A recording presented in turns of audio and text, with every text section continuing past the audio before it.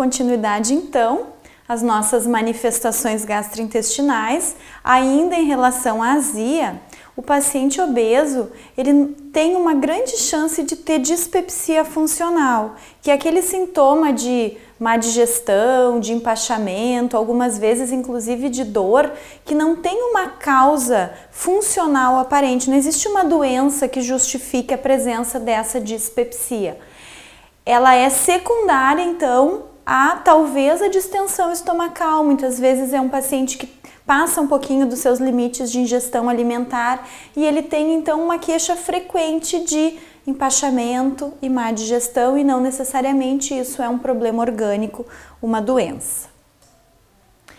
A dor abdominal é uma dor também que deve ser valorizada no paciente obeso, no paciente hipertenso, no paciente diabético. Pacientes obesos, eles têm uma maior chance de desenvolver neoplasias.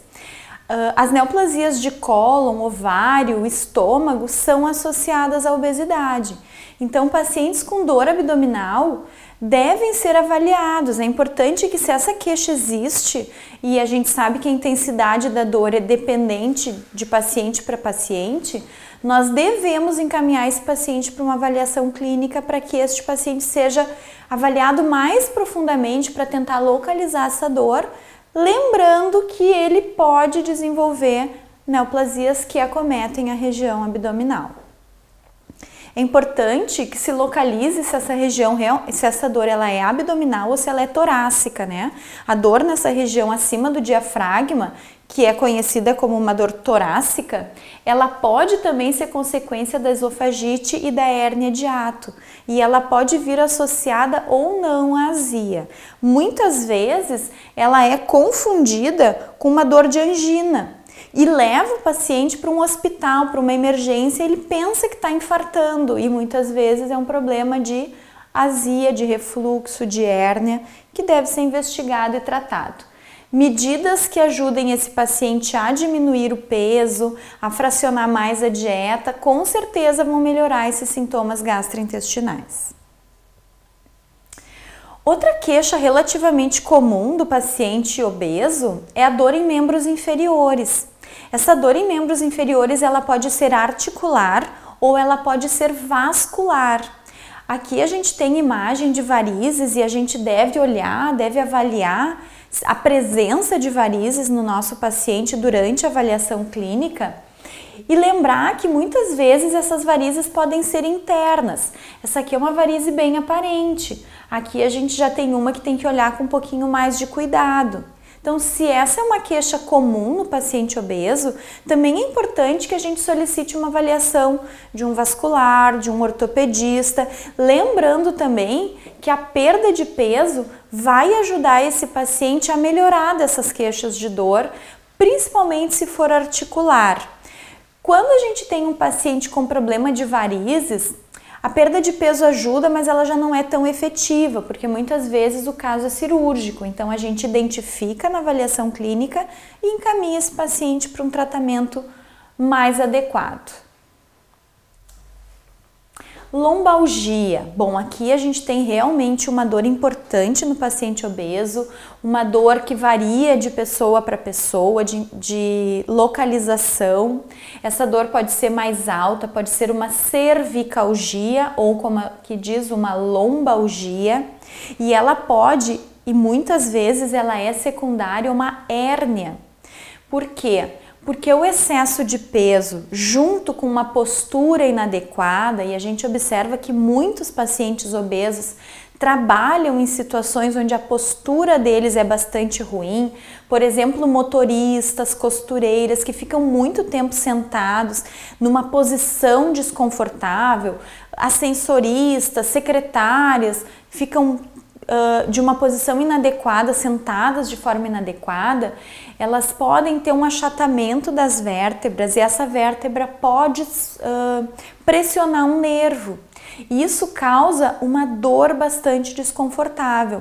O próprio peso propicia que isso aconteça. Então, hérnia e lombalgia são duas situações muito frequentes em pacientes obesos e a perda de peso pode ajudar. Dependendo do nível, do grau que está esta hérnia, só mesmo um tratamento cirúrgico, então o paciente também deve ser avaliado por um médico.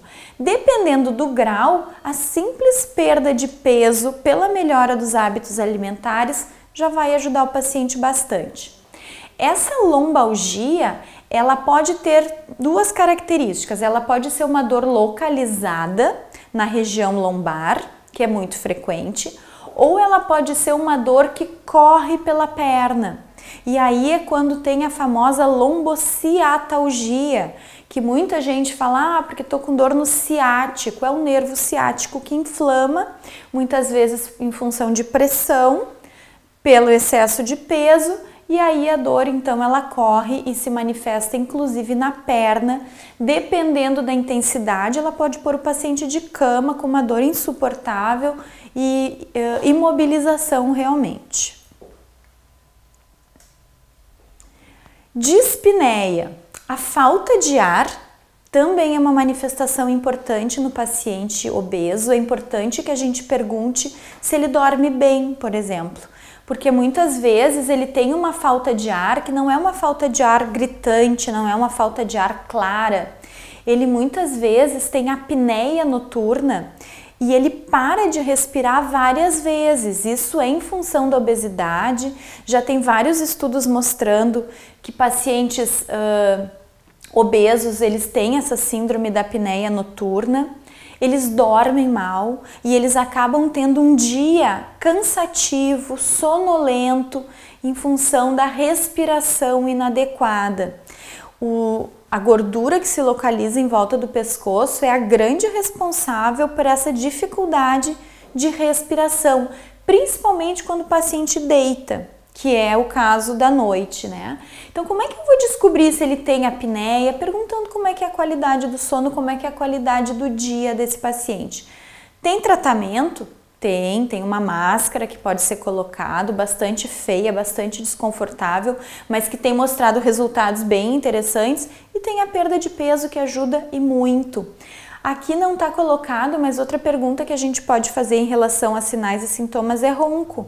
Se esse paciente ronca, e muitas vezes não é nem ele que diz, é o familiar, né? O paciente que está próximo, a pessoa que está próxima, e esse ronco ele vem em função de uma obstrução que o paciente tem quando ele deita, em função da quantidade de gordura localizada na região do tronco, na região do pescoço.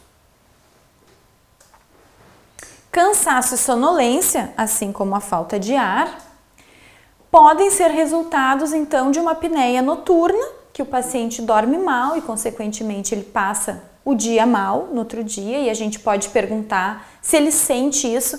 Muitas vezes, cansaço e sonolência é uma pergunta que não é feita, é uma manifestação clínica que não é nem comentado na consulta de nutrição.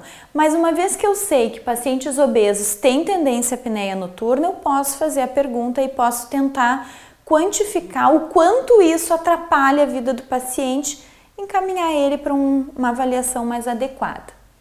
Anemia é uma outra situação clínica que pode causar cansaço e sonolência. Mas paciente obeso pode ter anemia? Pode.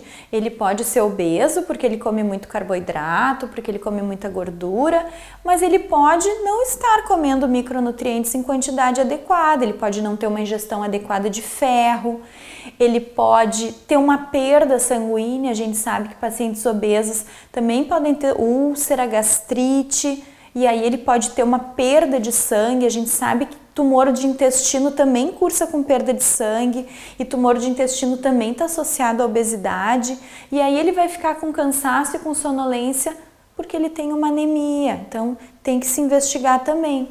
E aqui, pensando numa possibilidade de anemia, lá na avaliação bioquímica, quando eu faço a avaliação clínica do paciente, eu posso solicitar um hemograma para avaliar os níveis de hematócrito, de hemoglobina, para ver se esse paciente tem anemia ou não.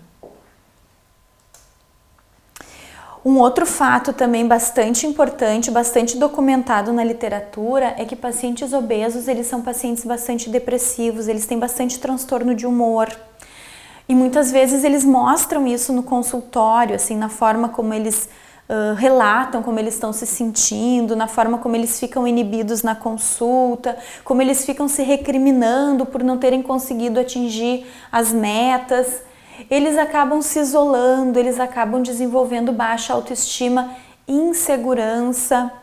Então, é importante que a gente avalie se esse paciente tem algum sintoma depressivo, porque isso também tem tratamento, a gente também pode solicitar uma avaliação de um psiquiatra ou de um psicólogo, pode encaminhar esse paciente para pedir ajuda, porque são manifestações que debilitam o paciente, que desmotivam o paciente muitas vezes para seguir a dieta. E dentro dessa ideia de transtornos de humor, a gente não pode esquecer dos pacientes compulsivos, né? Que hoje em dia a gente sabe que tem muito paciente que desenvolve obesidade em função de compulsão, e compulsão é uma doença, ela deve ser tratada, não é uma brincadeira, é uma coisa muito séria. Então a gente tem pacientes que têm síndrome do comer compulsivo, comem sem um limite na alimentação, e aí eles engordam. Eles não necessariamente precisam purgar, por exemplo, como pacientes bulímicos. Eles comem e engordam e pronto. Isso é um distúrbio neurológico que pode ser tratado com remédio, da mesma forma que a síndrome do comer noturno.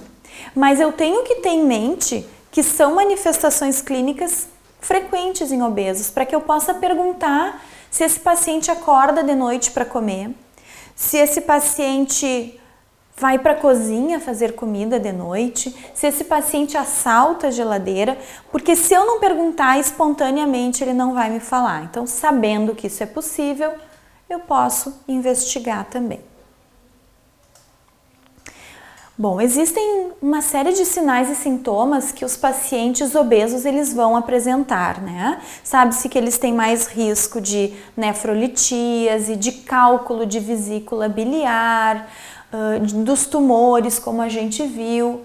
É difícil assim abranger tudo, né, numa única consulta, mas no momento em que a gente começa a revisar todas as complicações do diabetes, a gente começa a inserir na consulta um pouquinho de perguntas que nos ajudem a ter um quadro clínico desse paciente, que nós podemos ajudar com a dieta, uma vez que ele perde peso, ou nós podemos encaminhar para um profissional que vai nos ajudar no manejo nutricional deste paciente obeso.